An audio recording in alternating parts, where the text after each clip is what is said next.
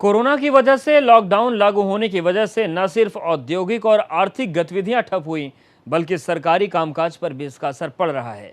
ऐसे में एक दूसरे से जुड़े रहने के लिए आम लोग ही नहीं, बल्कि तमाम कंपनियां और सरकारी कामकाज के लिए लोग वीडियो कॉन्फ्रेंसिंग का सहारा ले रहे हैं और ऐप जूम का सहारा ले रहे हैं। लेकिन इसी जूम ऐप का इस्तेमाल अब चीन दूसरे देशों की जासूसी के लिए इस्तेमाल करने लगा है, जिसकी वजह से अब जूम ऐप का इस्तेमाल न करने के दिशा निर्देश जारी हुए हैं।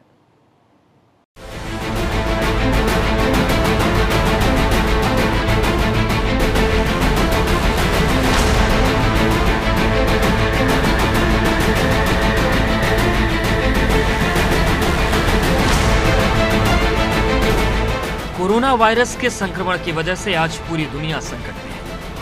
अमेरिका से लेकर यूरोप और एशिया से लेकर ऑस्ट्रेलिया तक तमाम देशों में लोग अपने घरों में रहने को मजबूर हैं। इस जानलेवा वायरस की वजह से आज पूरी दुनिया मानो ठप पड़ी हुई है। न तो दफ्तर खुल रहे हैं और न ही कारखाने। लेकिन दुनिया भर के संकट को चीन अपने लिए बड़ा मौका मान रहा है और अपनी तकनीक के जरिए जासूसी में जुटा हुआ है। और चीन की जासूसी के इस जाल का नाम है जूम। जूम। लॉकडाउन में जूम तेजी से लोगों की जिंदगी का अहम हिस्सा बनता जा रहा है। जूम एक वीडियो कॉन्फ्रेंसिंग ऐप है जिसे इन दिनों दुनिया भर में करोड़ों लोग इस्तेमाल कर रहे हैं। लोग जूम पर ऑफिस की मीटिंग कर रहे हैं। दुनिया भर के स्कूल, कॉलेजों और विश्वविद्यालयों में इसी ऐप पर इन दिनों पढ़ाई और क्लासेस चल रही हैं और घरों में बंद लोग अपने परिवार और दोस्तों से जुड़ रहे हैं।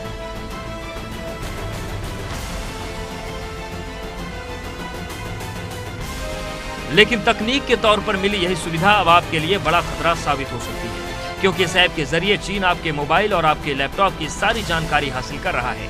दरअसल जूम के जरिए होने वाली हर मीटिंग और बातचीत सुनी जा सकती है। इसकी पूरी संभावना है कि कोरोना की चुनौतियों से निपटने के लिए किसी देश की सरकार अगर जूम के जरिए बैठ के करके कोई रणनीति बना रही है तो उसकी पूरी जानकारी चीन में बैठी विरोधी कंपनी तक पहुंच रही है। देखिए, देश की सुरक्षा को इसलिए खतरा है क्योंकि देश के जो भी सरकारी तंत्र हैं जो अपनी मीटिंग्स कर रहे हैं, अपनी प्लानिंग्स कर रहे हैं, वो आपकी कहीं ना कहीं लीक हो रही है।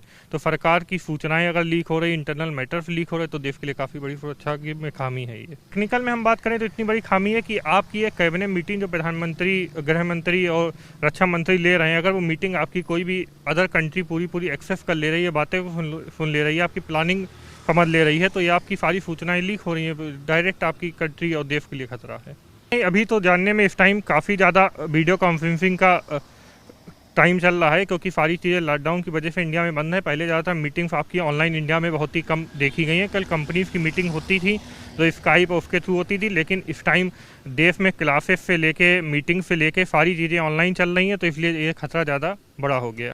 एक्सपर्ट का मानना है कि दुनिया भर में जो भी सरकारें जूम ऐप के जरिए मीटिंग कर रही हैं, उसके पल पल की खबर चीन को है। ऐसा इसलिए क्योंकि ये ऐप तो अमेरिका का है, लेकिन उसका सर्वर चीन में। जूम ऐप को हम लोग जब से निर्देश आया, हम उसको इस्तेमाल नहीं कर रहे हैं, क्योंकि उसकी सुरक्षा के बारे में कुछ शंकाएं बताई गई थी। तो सुरक्षा पहले है, बाकी चीज़ें बाद में हैं। तो अभी उस एप्लीकेशन पे हमने रोक लगा रखी है। ऐसी कठिन परिस्थिति में बड़ा महत्वपूर्ण होता है कि टीम आपस में बातचीत कर सके, और टेक्नोलॉजी ने हम लोग को ये मौका दिया है, जिसमें कि बहुत बड़ी बात है कि मैं मुख्यालय से बैठ कर के अपनी PRVs के कांस्टेबल्स, लेडी कांस्टेबल से बात कर पाता हूँ। शुरू में हमने इसमें एक जूम एप्लीकेशन है उसको इस्तेमाल किया, लेकिन उसके बारे में फिर कुछ निर्देश आए और कुछ शंकाएँ थीं उसकी सुरक्षा को लेकर के। तो अब दूसरी एप्लीकेशंस हैं जो कि ज़्यादा सिक्योर हैं, उनको हम लोग इस्तेमाल कर रहे हैं।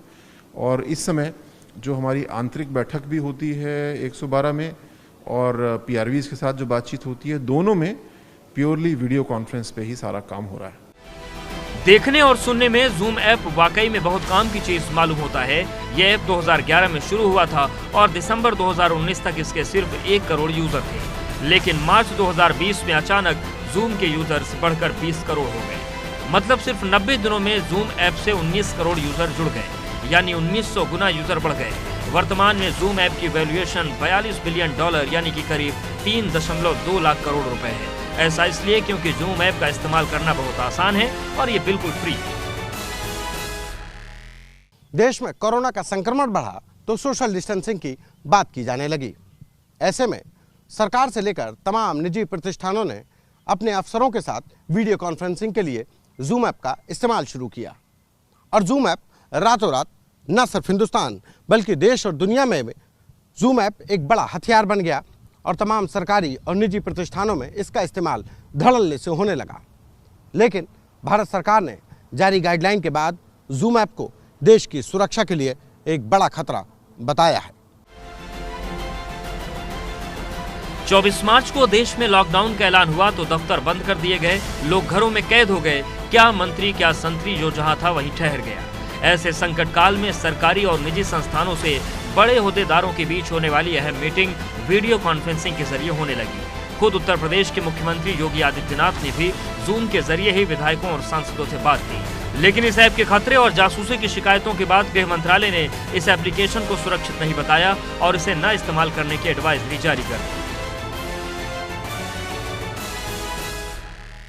जूम ऐप में तमाम ऐसी खामियां थीं जिससे आशंका जताई गई कि वीडियो कॉन्फ्रेंसिंग के दौरान की गई बातचीत कोई भी हैकर हैक कर सकता है। और ऐसे में अगर बातचीत सरकारों के बीच हो, सरकारों के बड़े ओहदेदारों के बीच में हो, तो जाहिर है देश और समाज के लिए इस संकट काल में एक और नया खतरा जूम ऐप के जरिए कोई नहीं लेना चाहेगा। जूम ऐप के खिलाफ मिली शिकायतों की वजह से दुनिया के सबसे बड़े सर्च इंजन गूगल से लेकर स्पेसएक्स, स्मार्ट कम्युनिकेशन तक ने जूम ऐप को बंद कर दिया है। नासा से लेकर ऑस्ट्रेलियन डिफेंस फोर्स तक इसके इस्तेमाल को खतरा बता चुकी है। लेकिन इसे जरूरत ही कहेंगे कि लॉकडाउन के इस वक्त में जूम ऐप के दुनिया भर में 2 करोड़ से ज्यादा सब्सक्राइबर रातों रात बन गए। लेकिन यही ऐप अब दुनिया भर के करोड़ों लोग ही नहीं, सरकारों की रणनीति की जासूसी के आरोपों में घिरा है, जिससे तमाम देशों की गोपनीयता और सुरक्षा भी खतरे में पड़ सकती है।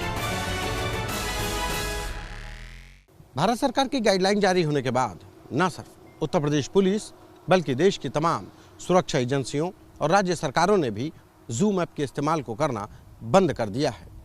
और हो भी क्यों ना, जिस एप्लीकेशन का सर्वर दूसरे देश में हो और उस देश से हिंदुस्तान के संबंध भी ठीक ना हो, तो ऐसे हालात में उस एप्लीकेशन का इस्तेमाल देश की सुरक्षा के साथ खिलवाड़ साबित हो सकता है।